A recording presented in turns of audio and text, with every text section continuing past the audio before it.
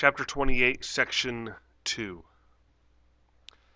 After World War II, you're going to have tensions between the Soviet Union and the United States on the rise.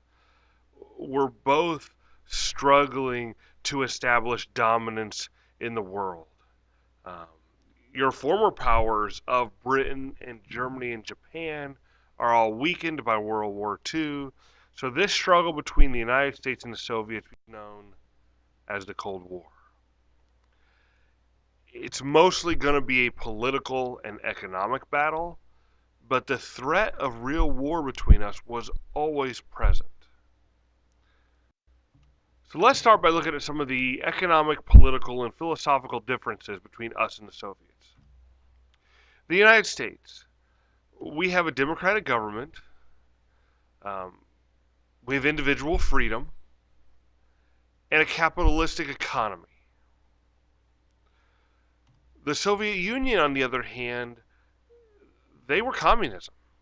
I mean, it was a state-run economy. One-party rule, the Communist Party, suppression of religion, and any opposition can be crushed by force. The Soviet Union had earned our mistrust by their expansion after World War II. As they moved across Eastern Europe, Stalin made it very clear he was going to keep that influence in Eastern Europe. It wasn't get to Germany, defeat Germany, and go back home. Stalin made it very clear he was keeping Eastern Europe. He wanted to establish a buffer zone of friendly nations between himself and the rest of Europe and Germany. And so you're going to start seeing pro-Soviet governments coming to power in Poland and Romania. And you're going to get what was known as satellite nations. They were their own nations, but they were under the control of the Soviet Union. Us and Britain and France were all concerned about this Soviet expansion. Primary to look is if you looked in Germany. Western Germany was reviving. It was strengthening. But the eastern side of Europe was completely different. And Churchill is going to give a speech where he described what he called an iron curtain across Europe, separating Western Europe from Soviet-dominated Eastern Europe. It wasn't an actual iron curtain as depicted in these cartoons, but it was the idea that that divide between the two sides was almost like it was an iron curtain. You couldn't go, ideas couldn't go, whatever, between one side and the other. George Kennan was a U.S. State Department official and Soviet expert. And he's going to advocate a policy of containment. It was the idea of, all right, the Soviets have already expanded. We need to restrict the expansion of Soviet communism. We need to stop it from expanding any farther. And Americans applauded him for this tough stand that he wanted to take on communism.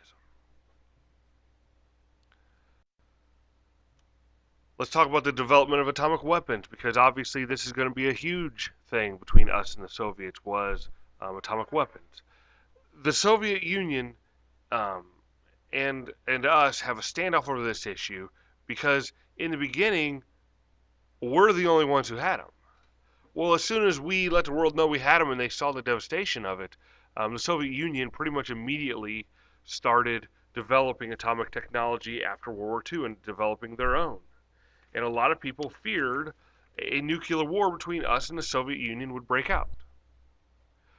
The Baruch Plan is going to be a plan by U.S. Presidential Advisor Bernard Baruch, and he wanted to call for a special international agency that would have the authority to inspect any country's atomic energy plants to make sure everybody's following the rules.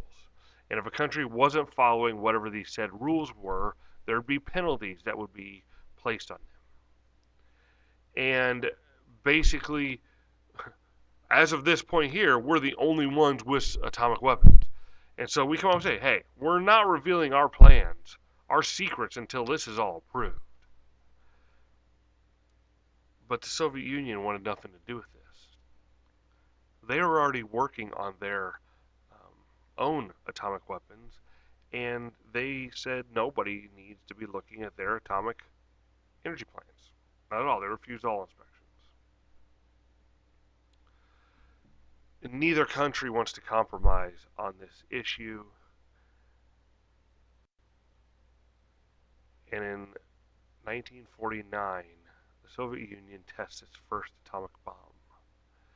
The fear of a nuclear arms race is now a reality.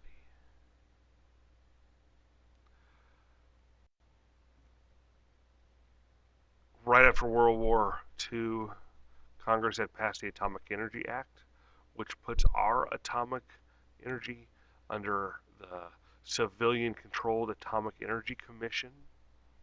You know, they oversaw nuclear weapon research, but they also promoted peaceful uses of atomic energy. You know, things like power plants, things like that.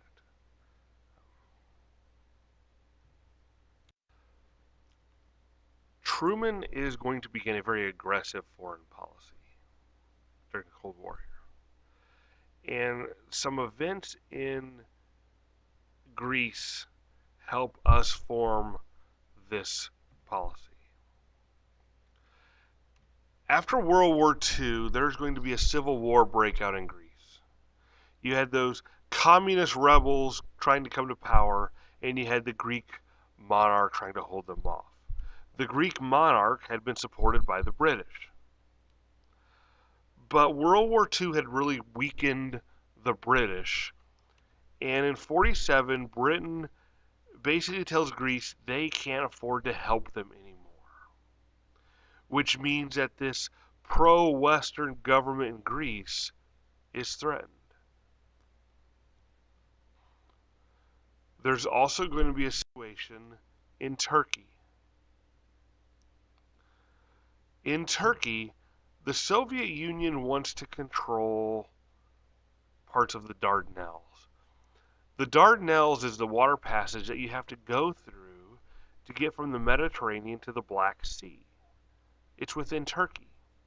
The Soviet Union that's their port on the southern part of the Soviet Union is in the Black Sea, and so they would like to have some control of the Dardanelles. Turkey doesn't want to give up control. Truman is going to make a speech to Congress. And in this speech, he says, the U.S. must help free people resisting outside pressure. Nowhere does he say the Soviet Union. But it's definitely thought of. This becomes known as the Truman Doctrine. And Congress is going to approve $400 million to help out Greece and Turkey as they resist this communist influence.